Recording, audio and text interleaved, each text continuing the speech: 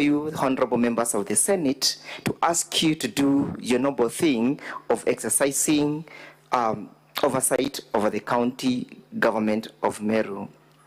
I have time and again put it on record that the County Assembly of Meru and the people of Kenya have a lot of confidence in the manner in which this House conducts its business. It's on that basis, therefore, that we have been able to appear before you severally, seeking and pleading for only one thing, that justice be done in the county government of Meru. And what justice are we looking for, honorable members? We are looking for justice of that particular person who is not able to access services, courtesy of bad governance. What justice are we looking for? We are looking for justice of that child we saw who was born on a karai, that child who cannot speak, that child whose fate is not even determined. And when the governor is put to task, says, I have just been made aware. How would you take that governor to be a responsible person? How would you take that person to be a person who is capable of enhancing good governance, delivery of services? How is it that she was not aware that that hospital is not functional? How is it that she is not aware that that hospital or dispensary has a functional maternity wing? She takes no bother to confirm why the hospital was not functional as at then. Even having been made aware as at yesterday, she still says, I am not aware. Is that the governor who is capable of running the county? Is it really the mistake of the part of the county assembly? Or is it the county assembly being invited by the misconduct and the misdeeds of the governor? Can the county assembly of Meru County sit pretty and watch things go south? Isn't it their responsibility to exercise oversight over the performance of the county government? Are they wrong when they invite the Senate to help and assist and facilitate the operationalization of the oversight function? That is all what we are asking for. That is all what we are asking for. If we were in the UK setup, this house qualifies to be the House of Lords. It's a House of Lords because it's capable of determining where the truth is and where the lie is. Evidence has been led from the county assembly. Grounds were approved by the mover of the impeachment that it is true the governor has transgressed and violated the constitution. When she was put to task to explain the circumstances that led to the revocation of that CEO, she simply said, it wasn't me. And how can it be that the governor can be allowed to get away with a forgery? Isn't it a criminal case in the first instance? And who has a burden of proof? The person who claims that the signature was forged appeared before the Senate. Her evidence was put through test by cross-examination, and clarification and verification was sought by the members of the Senate. Who then is lying? Is it Linda Kiome, or is it the governor? Can the governor be trusted, put to task and granted an opportunity to bring even the original advisory? She simply said it was seated somewhere in Meru. Unfortunately, she mistook where the place of the trial. The place of the trial is not in Meru, it's before this Senate. Is that a conduct that is consistent with innocence? If she was innocent, if it was not forgery, why was it so difficult for her just to bring that one letter? Why could resources not be committed to make sure that as and when she was made aware that that is an issue, that a letter could not be procured 180 kilometers away from the place of the trial? What is she concealing? What is she hiding? Is she hiding scrutiny? Is that conduct again consistent with an innocent man or innocent woman? I urge you, honorable senators, to find it in our favor that we have proved that particular ground. That the letter that was meant, that the advisory that was meant to rebut our evidence in respect to ground 1 is a document that is a forgery. In the case of Philomena Mwilu, the Deputy Chief Justice of the Republic of Kenya, it was held that evidence that is tainted with illegality, it cannot be admitted. The admissibility of that evidence is in question.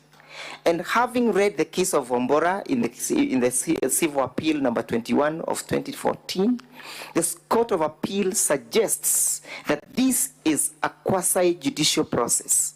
And it being a quasi-judicial process, the rules of evidence plays a fundamental role in the manner in which the admissibility of document is concerned.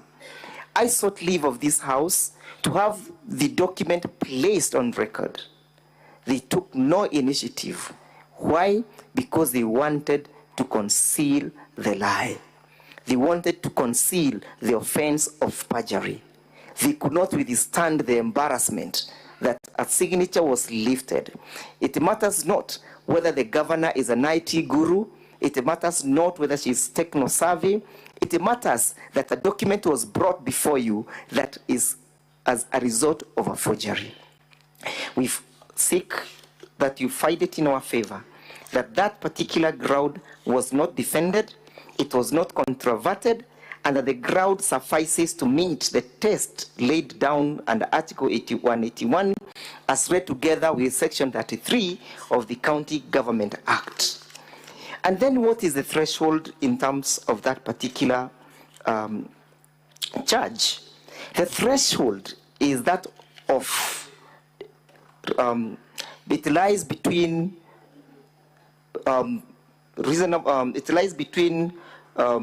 balance of probability and below beyond reasonable doubt.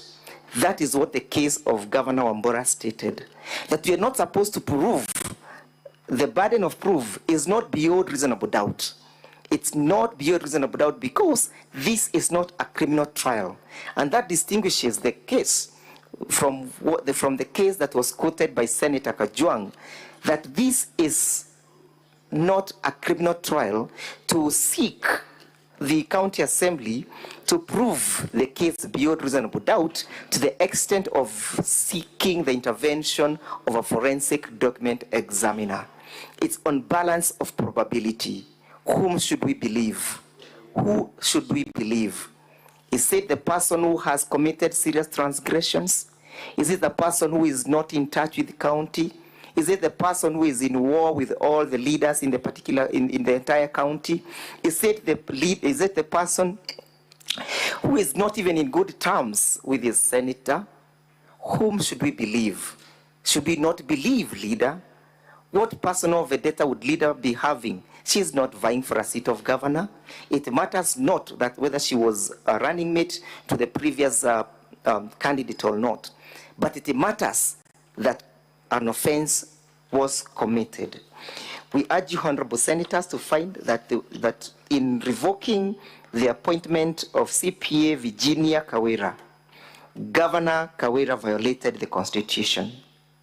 She violated Article 10 of the Constitution on the question of the rule of law. She violated Article 27 on the equality before the law and the equal benefits of the law, that Virginia was not subjected to equal protection and equal benefit of the law under Article 27. She equally violated Article 50, that she was not given a fair trial or a fair opportunity to defend her case. When put to task, she attempts to become a linguistic, to purport to differentiate between removal and revocation. When called to task to read the provisions of Section 58 and Section 59 of the County Government Act, honorable senators, she simply could not distinguish. At the end of the day, whether a revocation or a dismissal, it never followed the due process. The county assembly was never involved. It violated that particular provision. And for that reason, Governor Kawira must take responsibility. Taking responsibility is not an act of cowardice, it's not an act of weakness, it's an act of saying, yes, I was wrong. It's an act of admitting when somebody is wrong. And that is what Article 10 speaks about, the question of accountability. And that is what Article 73, which Governor Kawira has violated, speaks about. Article 73, Honorable Senators, speaks about a person who holds the office of a governor or any other office in the Republic of Kenya, breathing confidence in that particular office. When Governor Kawira lies blatantly, openly to the whole world that she was able to procure an advisory opinion, who can believe her? Is she breathing confidence in that particular office? Should she not be held to account? Is she not bringing that office to disrepute? Honorable Senators, we submit that that particular charge has been sufficiently proved. On the question of the appointment of the chairpersons, again we prove that we have been able to dispose of our burden of not proving this allegation beyond reasonable doubt, but on balance of probability, that yes, Governor Kawira has crippled the operations of the Meru County by blatantly failing and ignoring and or neglecting to execute her functions as the Chief Executive of Meru County. That amounted to the violation of Section 4 of the Public Appointments Act, in that requires when the governor is bestowed with the responsibility of a duty to follow the provisions of the law. Can she be acquitted? How many times is Governor Kawira going to commit transgressions and get away with it? How many times? When she gets away with the transgressions, where do we leave the people of Meru County? Do the people of Meru County equally deserve justice? Should there not be a balance between the people of Meru County? Where should the balance lie? How should the balance swing? In whose favor is the balance swinging? I suggest and propose and submit that the balance swings in favor of the people of Meru County. They deserve justice before this house. They are crying out for justice. They are looking upon you to dispense with justice. And there cannot be justice by sending Governor Kawira back to Meru. The only justice that can be served, I suggest, is telling her you have failed in your duties, you've neglected in your duties, you have violated the Constitution, you do not know what the Constitution dictates. Remember, she swore to defend this Constitution. But she is one of the greatest transgressors of the same document that she's seeking solace and reprieve from. Honorable Senators, Governor Kawira has come before you with dirty hands. She deserves no favor. She deserves no kindness. She deserves no kindness before this particular house, before this Senate. She has come to you with dirty hands. She is not even remorseful that a toddler was born in a Karai when there is just an adjacent health facility. There will be no any other reason for sending Governor Kawira home, please remember the fate of that particular child. Remember the fate of that particular mother who got embarrassed on that particular day. Remember the interpretation that was done, that men and women had to make sure that young children do not go near that naked woman to see her nakedness. How many embarrassments will this house be treated to?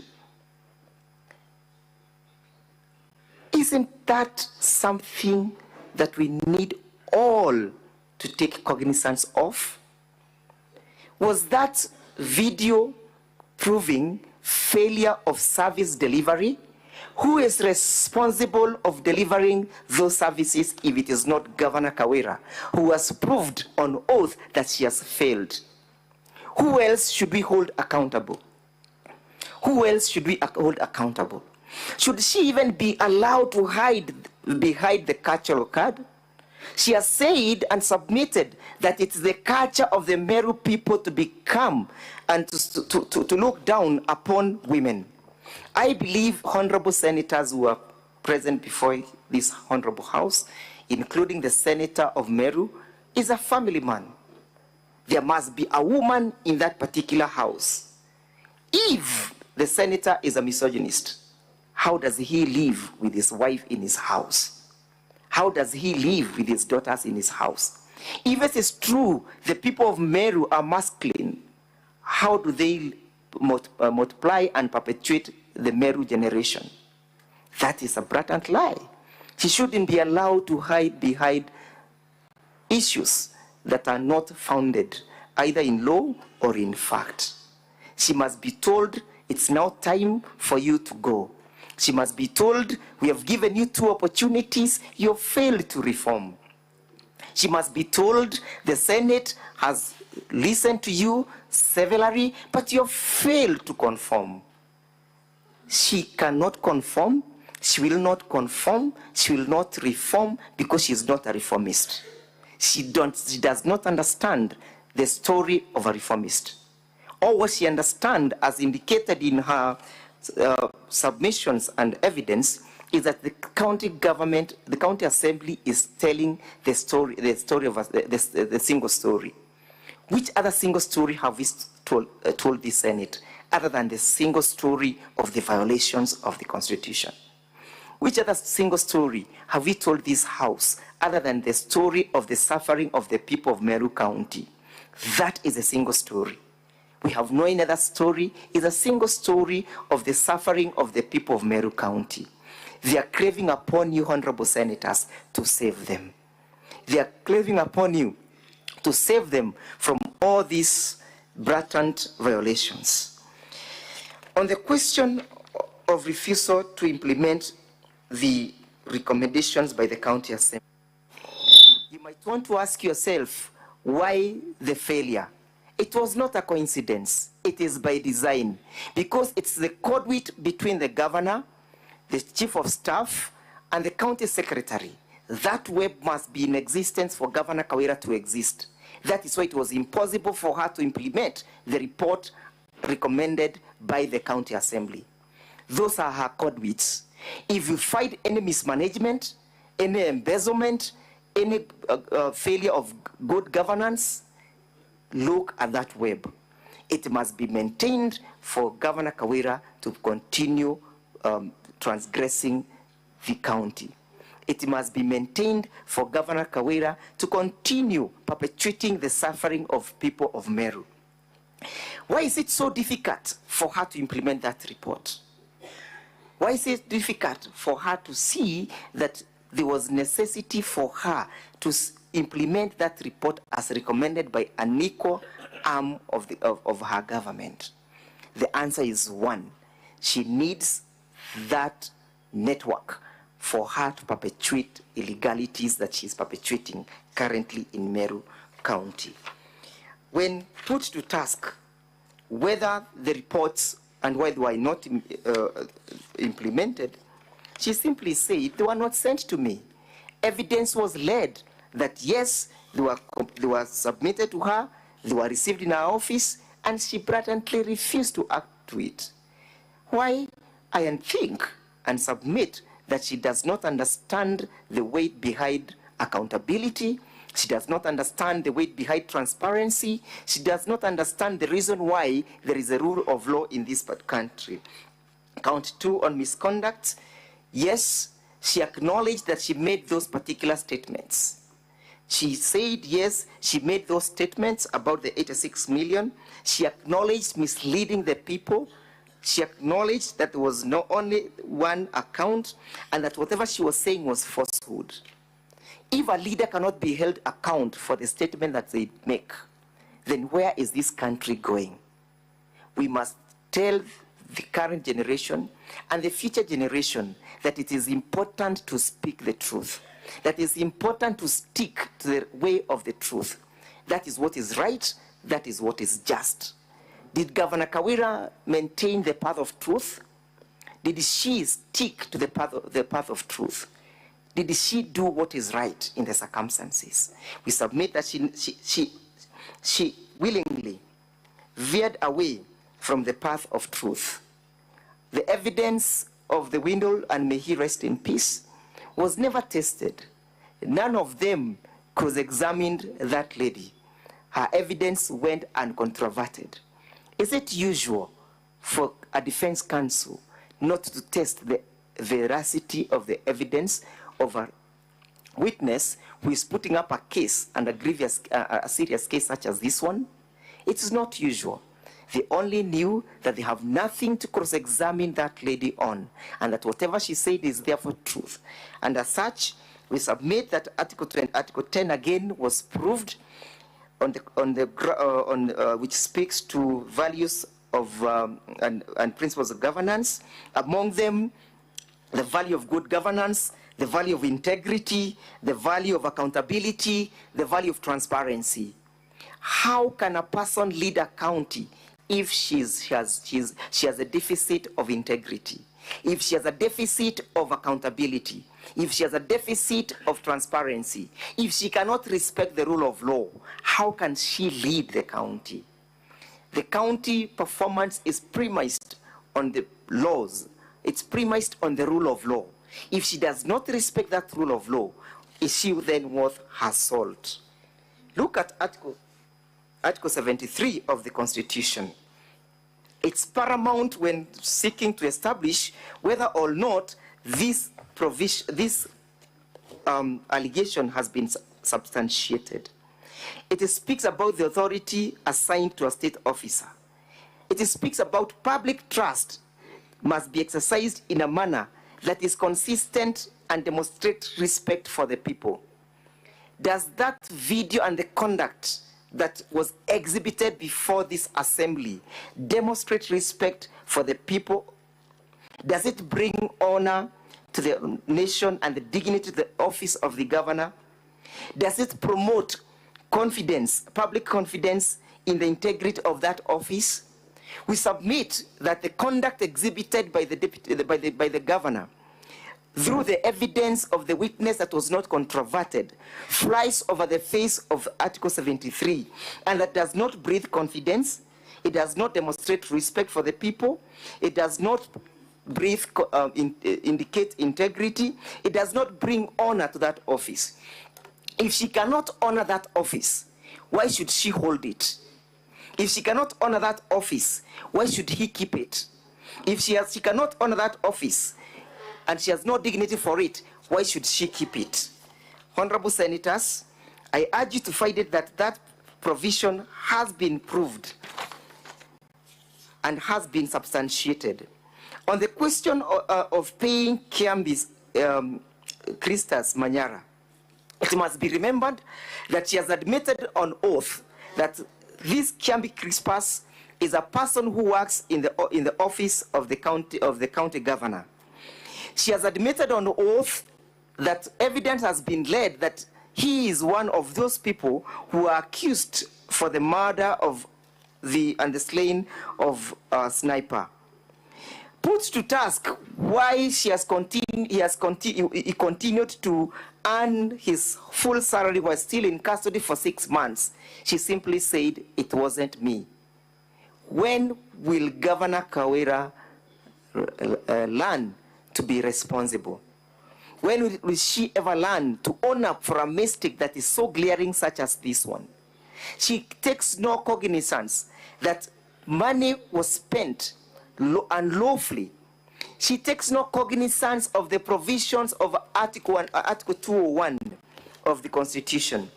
Honorable Senators, Article 201 is paramount in the manner in which the resources of this nation are governed. Article 201 speaks about the principles of public finance, and it provides that there must be prudent use of public finances. Was this one way of prudent use of those resources?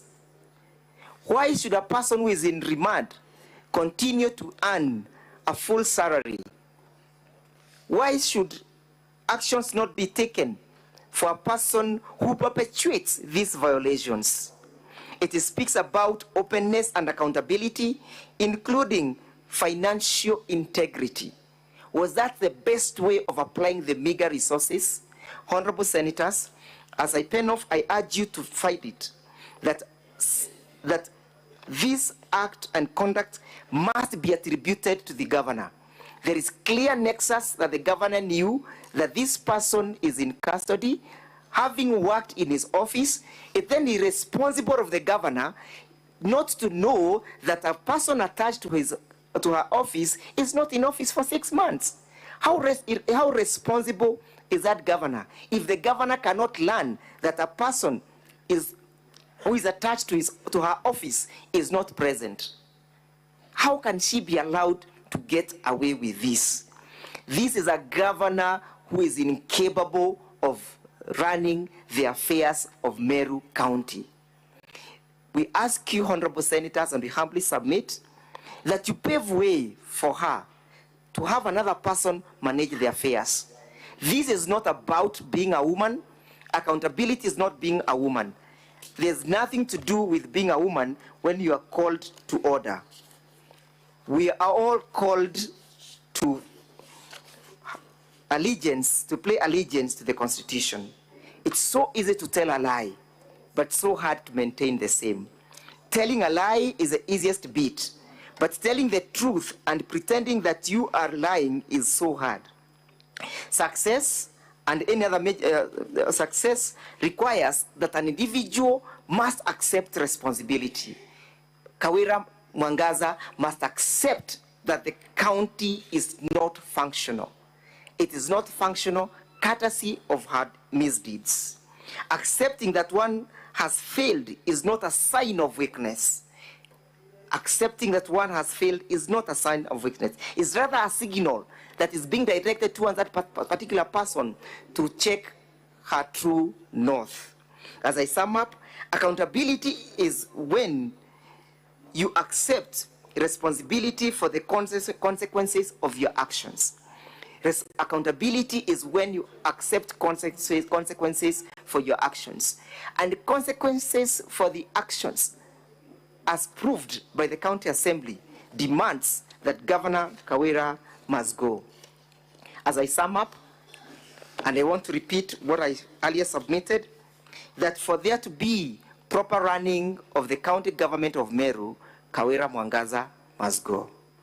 For there to be services, proper delivery of services in the county government of Meru, Kawira Mwangaza must go. For the women of Meru County to access maternity services, Kawira Mwangaza must go. For the babies of Meru to be saved from the embarrassment of being born in Akarai, Kawira Mwangaza must go. For proper running of the Meru County, Kawira Mwangaza must go. It's only proper for her to leave, to pack and go. She has demonstrated incompetence. She has demonstrated her inability and incapacity to deliver services to the people of Meru. We urge you, honorable senators, to find it in our favor and send Governor Kawira home. Let her not hide behind other leaders. Let her not say that political leaders have instigated this motion. She has not brought as a witness any person, including any affidavit swearing that the senator of Meru County is behind this impeachment. Let her not play the victimization card. Let her not hide behind victimization. Let her take responsibility for our actions. Na kila mtu atauchukua mzigo wake mwenyewe. Council, this is a house with rules. I submit. Yeah.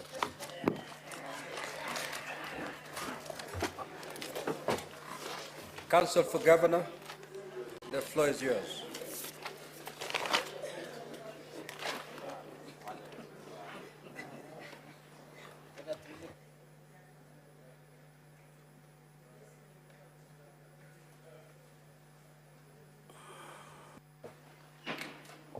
May I proceed, Mr. Speaker, sir? Absolutely.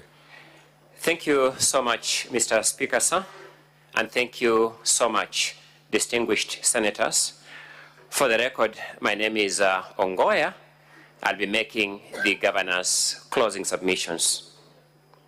Distinguished senators, courtesy demands that I open this process by thanking this House for the opportunity given to us as council and the opportunity given to the governor to be heard as we have been heard. The challenges associated with the time notwithstanding, we are satisfied that we have had a fair day in this honorable house. Distinguished senators, the governor invites this house to be guided by certain enduring principles that she will draw the attention of this house to. The governor invites this house to be guided by the guidance that was applied by the famous philosopher Socrates to all persons sitting in the position of judges, which you now do. 4 things belong to a judge: to listen courteously,